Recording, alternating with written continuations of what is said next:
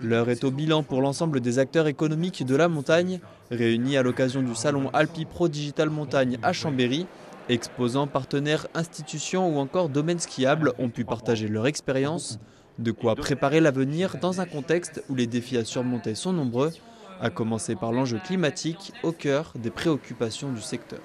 La réalité qui est devant nous, c'est celle d'une transition climatique, d'attentes sociétales qui sont en évolution. Et ça, il faut que nous le prenions en compte pour appréhender le défi de l'eau, savoir aussi accompagner les enjeux économiques qui caractérisent notre territoire et puis poursuivre autant qu'il est possible de le faire nos activités traditionnelles. Pour y parvenir, au-delà des tables rondes sur les questions de l'eau ou de l'habitat, 360 exposants étaient présents. La majorité d'entre eux appartiennent au cluster montagne, un réseau qui réunit tout un pan de la filière du tourisme de montagne.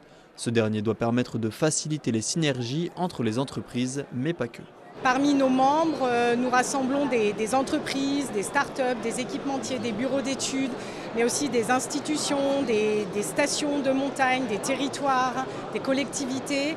Et c'est l'ensemble de ces compétences qui sont mises en dynamique en fait, pour travailler et réfléchir et aménager la montagne d'aujourd'hui et de demain. S'ils préparent déjà un avenir à 30 voire 40 ans, tous misent sur l'accélérateur de société que peut représenter les Jeux Olympiques de 2030.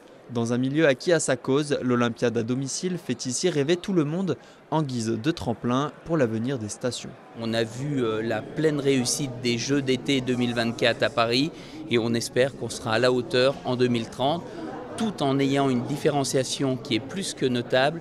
Nous, le but, c'est d'avoir des Jeux en 2030, donc dans 5 ans, mais surtout d'avoir pérennisé les activités, sauvegardé les activités, améliorer l'habitat pour les 30 à 40 années à venir. Mais avant de bénéficier de cet héritage, la route d'ici 2030 reste longue pour stabiliser, voire tenter d'augmenter le taux de 71% d'occupation en moyenne des stations cet hiver.